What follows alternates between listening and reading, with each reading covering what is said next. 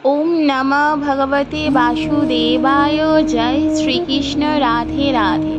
बंधुरा नतून बछर 1432 बंगाब्दे सकलके जानाई शुभेच्छा भालोबासा ओ अभिनंदन। आमरा प्रत्येकेई चाই এই বছর আমাদের সকলের ভালো কাটুক, আর তার জন্য আমরা বিভিন্ন প্রকার চেষ্টা করি। বন্ধুরা, বলা হয় বৈশাখ মাস হলো ইচ্ছাপূর্তির মাস, কারণ এই মাস হলো ভগবান শ্রী বিষ্ণুর মাস। আমাদের যে 12টি মাস রয়েছে তার মধ্যে থেকে কার্তিক মাস, মাঘ মাস এবং এই বৈশাখ মাসকে বলা হয়ে থাকে শ্রীহরি বিষ্ণুর মাস তথা মধুসূদন মাস।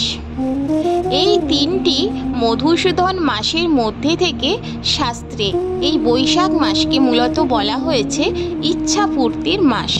স্বয়ং ব্রহ্মা এই বৈশাখ মাস সম্পর্কে বলেছেন যে বৈশাখের মতো কোনো মাস নেই, সত্যযুগের মতো কোনো সময় নেই, বেদের মতো কোনো শাস্ত্র নেই, গঙ্গোত্রীর মতে কোনো তীর্থস্থান নেই। তাই বন্ধুরা, শাস্ত্রে এই মাসের গুরুত্ব আর 5টি মাসের অপেক্ষায় অনেক বেশি। এমনটা মনে করা হয় যে মা যেমন সন্তানের সমস্ত মনোবাসনা পূরণ করেন, এই মাসও সেইভাবেই সবার মনের ইচ্ছা পূরণ করে থাকে, যে কারণে এই মাসকে ইচ্ছাপূর্তির মাস বলা হয়। বন্ধুরা, শাস্ত্র অনুসারে এই বৈশাখ মাসে কিছু কিছু বিষয় পালনের কথা বলা হয়ে থাকে। বন্ধুরা, শাস্ত্র অনুসারে এই বৈশাখ মাসে কিছু কিছু বিষয় পালনের কথা বলা হয়ে থাকে। যদি এগুলি মেনে চলা সম্ভব হয় তাহলে আপনি যে ইচ্ছাই করুন না কেন, যে প্রার্থনায় ভগবানের কাছে করুন না কেন, সেই প্রার্থনা বা ইচ্ছা নিশ্চিত রূপে ভগবানের আশীর্বাদে পূরণ হয়। তাই বন্ধুরা, অবশ্যই চেষ্টা করুন পবিত্র এই বৈশাখ মাসে এই সমস্ত বিষয়গুলি মেনে চলার। দেখবেন এতে আপনার ও আপনার পরিবারের কল্যাণ হবে এবং আপনি যা প্রার্থনা করবেন, যা ইচ্ছা প্রকাশ করবেন তা পূরণ হবেই হবে। আশা করি দর্শক বন্ধুরা এই ভিডিওটি আপনাকে সমৃদ্ধ করবে, তাই ভিডিওটি শেষ পর্যন্ত মনোযোগ সহকারে দেখুন। দেখার পর এই সংক্রান্ত কোনো প্রশ্ন থাকলে নিচের কমেন্ট বক্সে অবশ্যই জানাবেন। নমস্কার বন্ধুরা, আমি শ্রেয়ার অমৃত কাহা থেকে শ্রেয়া। আজকে এই চ্যানেলে আপনাদের জানাই সুস্বাগত। আজকের আমাদের আলোচনার বিষয়বস্তু হলো পবিত্র বৈশাখ মাসে পালনীয় বিধি। বন্ধুরা, বৈশাখ মাসে সূর্য তার উচ্চ রাশি মেষ রাশিতে অবস্থান করেন, যে কারণে এই সময়ে অত্যন্ত তাপপ্রবাহ থাকে। ফলে এই মাসে প্রচণ্ড গরম পড়ে। তাই বন্ধুরা, এই মাসের সর্বশ্রেষ্ঠ কাজ হিসেবে গণ্য করা হয় জলদানকে। তাই একাদশী এবং রবিবার বাদে প্রত্যেক দিন এই মাসে তুলসী গাছে জল নিবেদন করতে হয়, আর এই জল নিবেদন করতে হয় ঠিক সকালবেলায় স্নান করার পরে।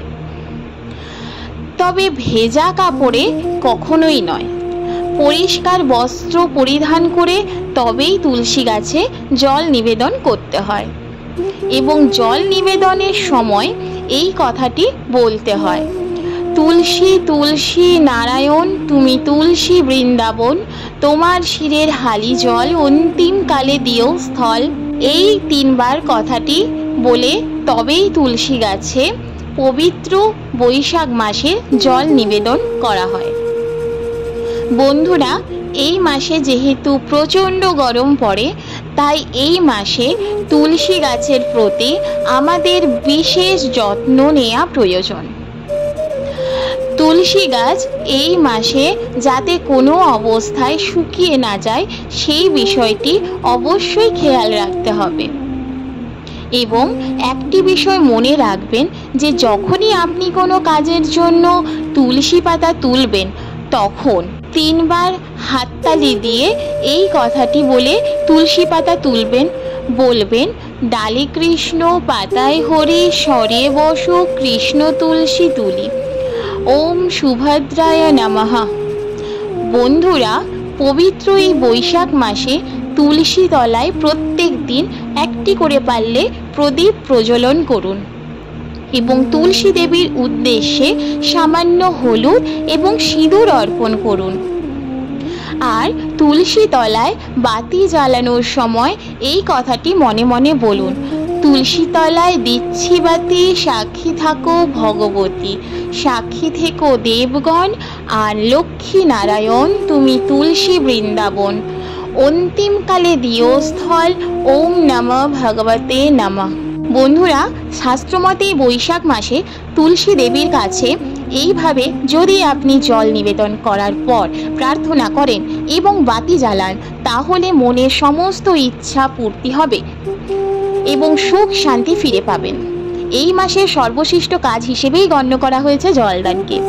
তাই এই বৈশাখ মাসে কোনো পথচারীকে জল খাওয়ান, তৃষ্ণার্তকে এই সময় জলদান করলে ঈশ্বরের আশীর্বাদ লাভ হয়।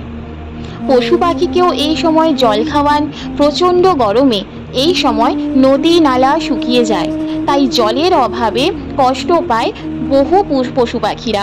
তাই বন্ধুরা, এই সময় বাড়ির চার কোণে অথবা বাড়ির ছাদের চার কোণে একটি পাত্রে সামান্য পরিমাণ জল রাখার ব্যবস্থা রাখুন।